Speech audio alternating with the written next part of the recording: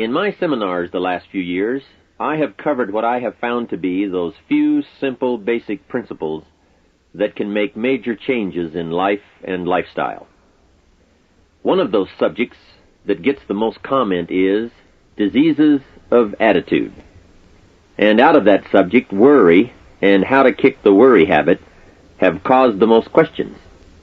So in this brief visit with you, let me give you my best look at worry, how to recognize it and define it, and what to do about it. And hopefully, these ideas will give you a good chance for confidence over worry. First of all, worry might well be killer number one. And if it is not the number one physical killer, although doctors tell us worriers die sooner than non-worriers, and we have all heard the expression, worry yourself to death, at least it is the number one killer of dreams and achievement, of energy and vitality and lifestyle. I know the damage and effect of this killer, worry, firsthand. I will spare you the details, but over a period of some 3 years, I let worry get out of hand. As I've mentioned before, I became a super worrier. I was good at it. The combination of small and big worries about my circumstances, what people thought of me, my finances, my abilities, the future, my progress, all led to a complete physical collapse, a stay in the hospital, emotional, mental, and physical exhaustion, and a deep despair I couldn't shake. A sad picture for a young man who should have been well on his way to carving out his share of opportunity. I am happy to tell you that good fortune came my way, and as many of you may be aware, I met a man, Mr. Earl Schoaf, with his ideas and inspiration and the help of a very close friend. I worked my way past the minefields of worry and disaster and out into the clear air of mental sunshine. And if I did it, anybody can do it. I'm not saying it's easy. It took me almost a full year to kick the worry habit. It took practice and much effort, but it was well worth it. Remember, don't ask for the task to be easy, just ask for it to be worth it. Don't wish it was easier, wish you were better. Don't ask for less challenge, ask for more skills. Don't ask for less problems, ask for more wisdom. It's the challenge that makes the experience. And life and its color and meaning and adventure for you is this collection of experiences.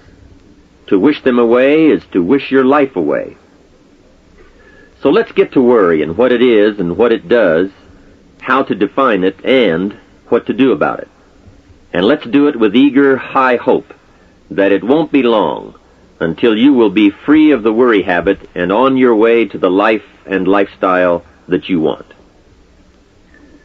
First of all, let's define worry. There are many ways we could describe it. Worry is fear painting pictures in your mind. And if you watch that mental movie too long, you get a false picture of how things really are. Worry is a mental broadcasting station, and more often than not, it is false or at least distorted propaganda. Worry has that sneaky way of stopping short of giving you all the facts. Worry is often the trickery of mentally filtered facts on the negative side, and the bold declaration that these are all the facts.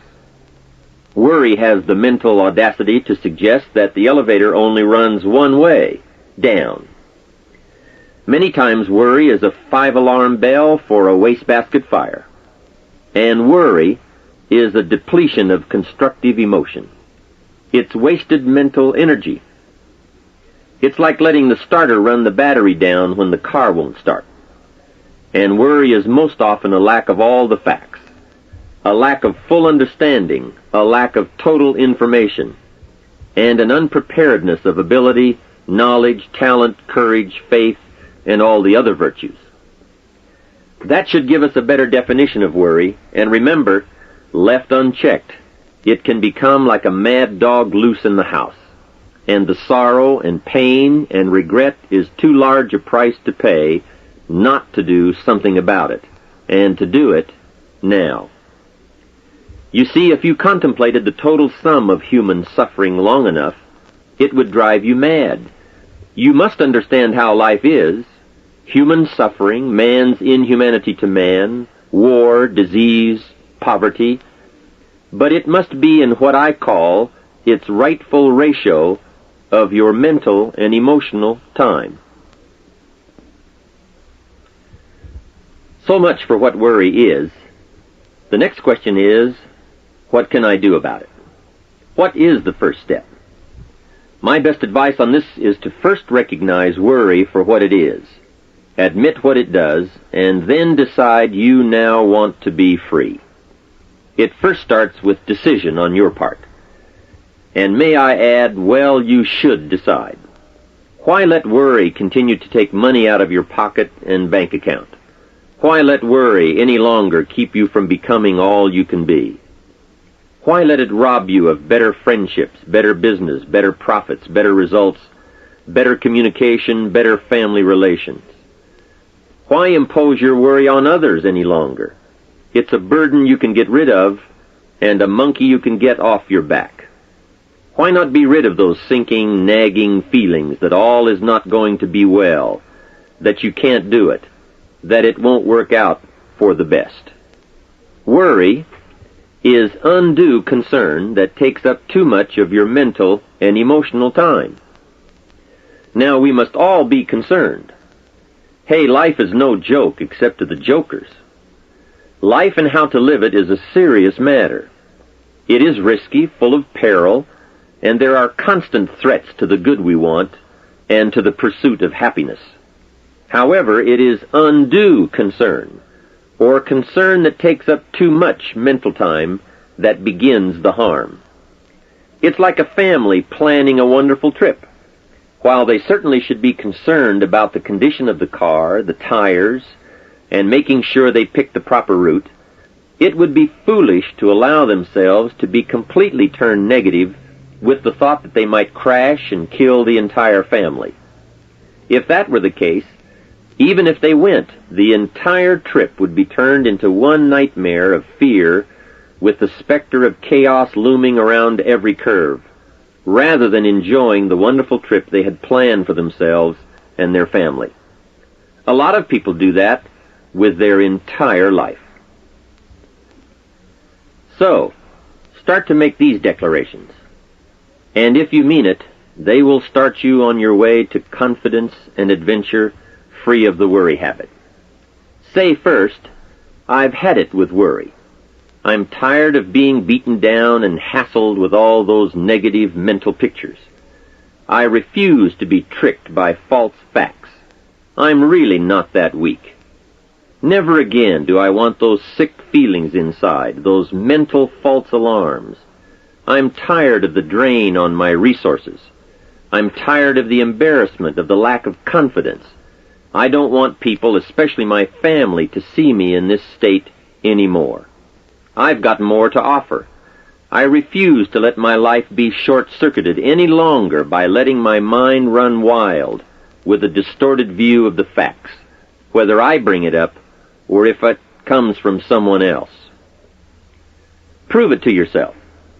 Think back over all the things that you worried about, all the fantastic, catastrophic events that your well-meaning advisors had told you were going to happen. Be pleased that none of them ever happened to you, or else you would not be alive today. 90% of the things you worry about never happen anyway. All of us have had these well-meaning advisors who want to appear larger in the eyes of those they wish to advise, and who immediately rear back and describe every single bad option they can think of that might possibly happen. By the time they have finished, the one who has come for some confidence and some help wonders why he even bothers to live anymore. And the fact is, those things are never really going to happen anyway. Bring to question now what your mind tells you or what others tell you, and pledge not to go for false alarms. I've had it is a good beginning. This first step will start you arguing with your worry thoughts. Soon you will start to examine your fears and worries to see if they are valid, and you won't let your mind play those mental tricks any longer. It is possible to destroy any emotion you have, including worry and fear, by a very simple process, and that is, analyze it to death. Drag it out on the table and look at it. Weigh it against all of your past experiences. Make sure this one can stand against all the past facts you have. You will now start to use worry instead of letting worry use you. It's a beginning, being in control instead of out of control. You will now let concern and the first signs of worry prompt you to learn, ask questions, and look at all sides in order to evaluate true, positive, constructive action. Now you can say, I will let fear advise me of the facts, but I won't let fear tell me these are all the facts. Nor will I let fear determine my reaction to the facts. I will gladly take up the war of faith over doubt, reason over fear, and positive expectation over worry. So talk to yourself right now into a change of attitude. Be persuasive. Go all out. Show yourself the hell if you don't, and the good life of answers and progress if you do. Say to yourself, what a fantastic feeling it must be to stop the panic drain on my mental energy, emotion, and physical strength. Imagine putting all that saved energy and emotion and strength into my action plans for the good life. Hey, accept the challenge. Believe your beliefs, doubt your doubts, stay on the campaign to give worry a bad time. Like being your own conscientious judge, say, I've had it with the presentation of a one-sided story. I sustain the objection that worry has failed to bring out all the facts. I despise these mental courtroom maneuvers that try to belittle my client, me. I demand the whole truth, and if worry will not be silent, I may cite him for contempt of the court of reason. Call up that scene often when worry wants to hassle you with the same old tricks and the same old results. It will work every time. Okay, let's move on to some really positive steps. If you can survive all that has happened to you up to this moment in your life, in spite of doing and thinking many of the wrong things, imagine how you can succeed by now starting to do some of the right things. First, the best answer to worry is confidence, and confidence starts first with awareness. Here is one of the most important lessons in life to learn.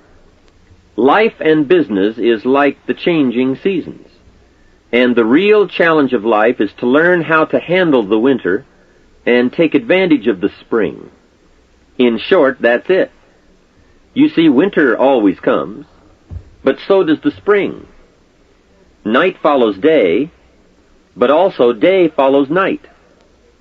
Sure, the tide goes out, but it always comes in. Opportunity follows difficulty as surely as difficulty follows opportunity. I have written and recorded much on how to take advantage of the spring, how to cash in on life's opportunities, work hard all summer, learn more ways to plant and protect what you invest, and to reap in the fall without complaint, knowing it's your harvest and you've reaped what you've sown. For this subject, however, let's talk about how to handle the winters, those times when worry, like winter, takes its heavy toll. So, we tell it like it is. Winter always comes. So does the night. Some happenings in our life will always be a cause for concern, and sometimes concern turns to worry, and worry turns to fear. But remember, that is to be expected. Each day, each event, each season brings both expected and unexpected challenges that we must think about and make decisions on. Life is like a stream that flows continuously. The better we understand that, the better chance we have to produce good results out of all of our challenges. May I suggest something to you? I have a friend who is an avid skier. You know something? He can only ski in the wintertime. You can only hunt the elk when the snow falls in the high mountains and drives them down. That's called wintertime. You see, it's all right if it's 12 below. Just be prepared for the winter. And here is a good thought.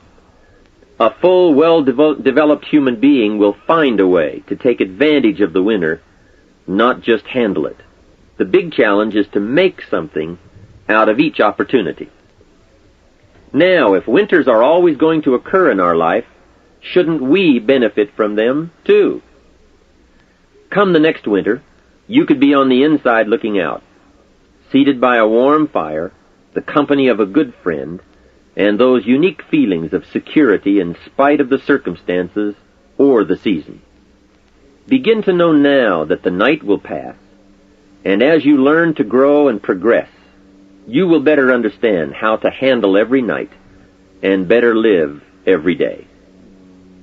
Here's some of the best advice I have on worry. First, don't be afraid to face the facts of life. It is not negative to understand that the winters always come. Don't be faked out. Don't clip the word impossible out of the dictionary. Sure, the Bible says all things are possible, but I don't really understand all that means. My daughters ask me, have you ever tried putting toothpaste back in the tube? Don't say I don't want to hear the problem. I don't want to see the difficulty. Don't show me the weeds. Don't say anything negative. Only see the positive. That's foolish. There is a thin line between positive thinking and kidding yourself.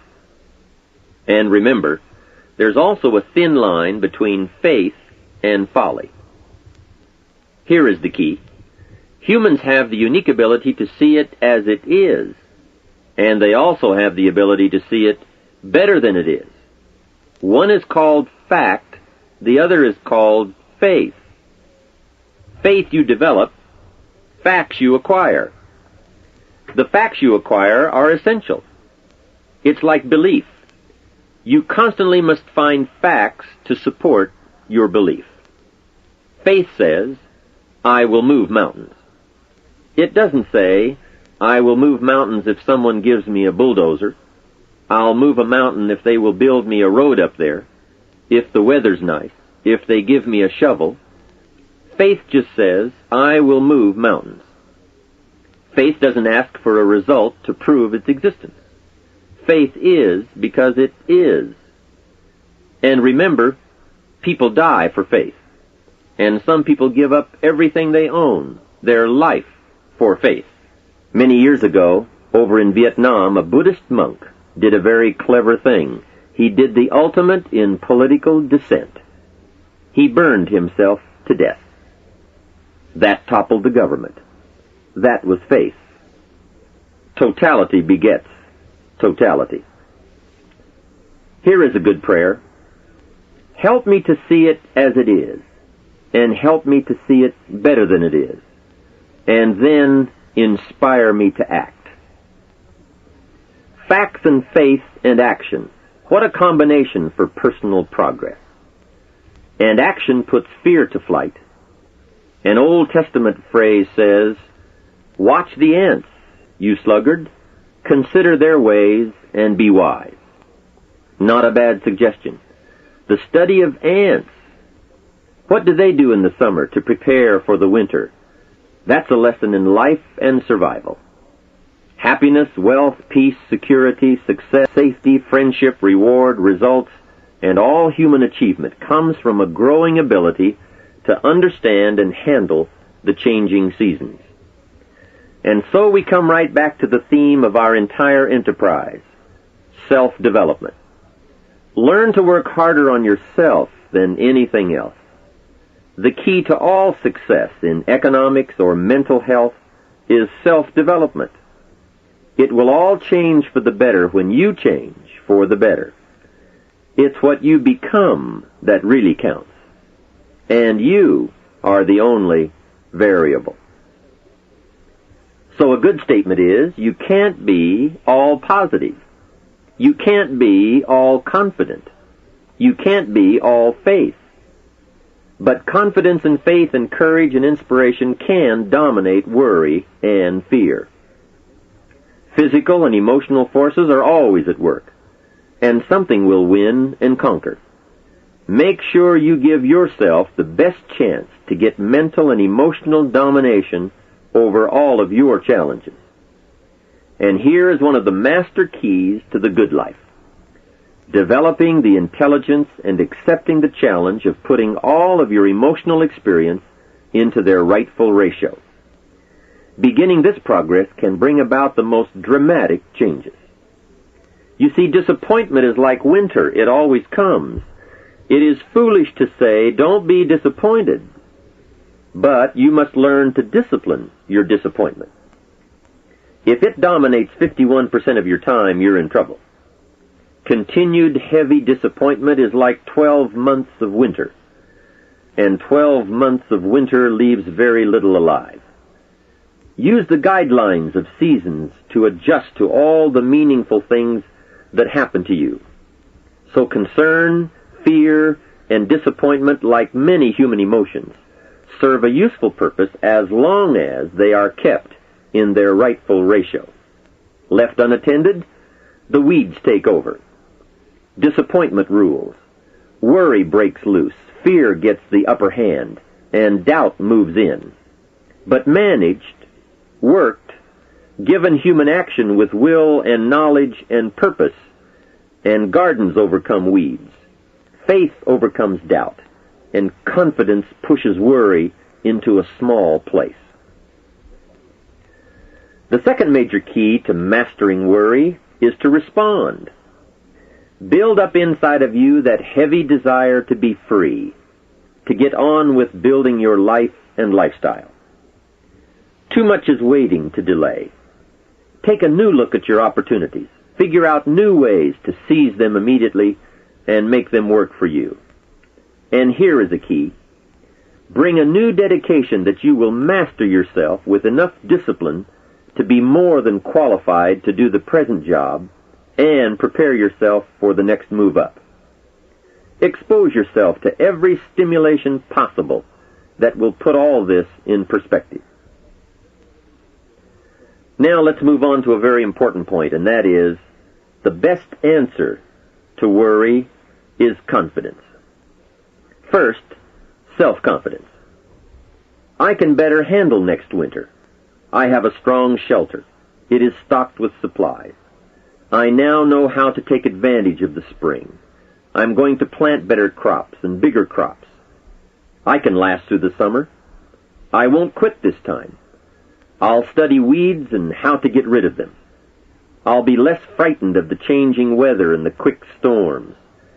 In the fall, I will exercise more care and reap what I have without complaint and blame nothing for the amount of my harvest. I'll learn to save a fair portion so that I can survive the bad seasons when out of control the hailstorm comes and it all goes wrong. Now we must consider this. The most fatal deterrent to self-confidence is guilt. Not doing all you know how to do to the full extent of your present ability weakens the foundation for confidence. The biggest part of worry comes from the lack of this personal confidence. And lack of confidence comes from two major things. First, no goals or plans. And second, no daily discipline to achieve. The inaction to cure or handle small tasks is what starts the guilt process. And that always tends to make you look at what's wrong and expect the worst. So listen to the voices of creative experience. Let nature, experience, wisdom, books, everything speak to you and teach you. Remember, both opportunity and challenge await action. Everything yields to diligence. It's not what you can do, it's what you will do that counts. An undeveloped ability comes from three problems. First, lack of inspiration to find out. Second, lack of reasons to learn. And third, lack of applied time and action for developing those abilities. Remember, humans are remarkable, a marvelously functioning entity. Imagine how uniquely your body and mind have survived and managed to function in spite of all the worry. Humans don't die easy. They die hard. Develop a plan for your life rather than aimlessly drifting through it, the victim of circumstance. Create your own environment and learn to control it. You control your own mental environment by developing yourself. So go on a crash program to clean up decisions, get things done, get other things set up and started and organized. Start doing all the things that would make you feel better: exercise, diet, reading more books. Open a floodgate of positive moves in the right direction. And be thankful. Add up what you do have. Make an actual as well as a conscious mental list of all you possess, tangible as well as intangible. In view of the 4 billion other inhabitants of the world, yours is probably an incredible list. That list, and being thankful, should then lead to the big step of discipline. The discipline to sit up and listen, the discipline to pay attention, the discipline to give people and kids the gift of your attention, the discipline to be alert, take care of yourself, rest, eat properly, the discipline to talk well and practice good manners. Courtesy is contagious. Take one day and see what a variety of positive steps you can take and projects you can take on. At the end of the day, go over it. Write out the positive steps, the progress on projects, the rest, the exercise, the meals, the hobbies, calls, records, conversations, and letters. And speaking of calls and letters, write at least one encouraging letter or thank you note, and make at least one encouraging phone call or thank you call every week. Then have a friend help you, as one helped me, to get all the facts and prepare for action. From such a friendship, the greatest gift you can draw is the truth. To one of my dearest friends I said just the other day, as my friend, do me the one best thing you can do for me, and that is, tell me the truth. From there I can grow. I can start making wise decisions. We all admire poise, confidence, awareness, courtesy, good manners, courage, health, kindness, attention, beauty, speech, expression, and unhurried intensity, and talent at work. This can be your life. Say with me today, today I will draw on all I've learned and practiced, from curiosity to confidence, and I will utilize it all to meet the experiences and challenges that may come my way or that I may seek out. And if all I know and do does not meet or match some unforeseen challenge or experience, I will keep careful notes and take them to my private conference table and try to figure them out and learn and grow. Mixed in my curiosity is thanks that I'm alive and able to see and feel and learn and handle and enjoy being human and being alive, and having been given a chance to turn challenge into experience. How great to have a mind to expand and a soul to nourish, to have hands that can feel, a heart that can experience, a mind that can inquire and learn, a soul that can soar, a body that can respond, to know love, sadness, hope, disappointment, accomplishment, failure, thrills, terror, appreciation, bafflement, wonder, awe, frustration, misery, confidence, courage, contentment, impatience, expectation, apprehension, fulfillment, music, sound, pictures, art, beauty, and harmony. To have all this happen to one is one thing. To know it is all happening is much more. I wish for you that you might develop a growing awareness of the world around you and your possibilities in it. Develop a sense of history and destiny, and be grateful for the opportunity that you have to participate in that grand endeavor. To sum it all up, first understand what worry is. You now know that it can be beneficial and destructive, depending on your awareness. Next, resolve to be free of the habit. That job is up to you, to work on yourself, to get the right attitude. Next, start the daily action of first cleaning up all your current situations. Remember, little achievements lead to confidence that conquers guilt. Then buy up every challenge to reach your goals. You can now handle it, the winter, the spring, the harvest. Bring a new zeal to every problem, to every fear, to every opportunity. The inspiration from it all, and the immediate and future progress that will someday give you a view from the top of your goals, your adventure, and your achievements. In conclusion, let me give you one piece of poetry that sums up what a life of adventure should be like, and how you should feel. You are now a seasoned warrior. You bear the scars of honorable battle. And here is where you stand today.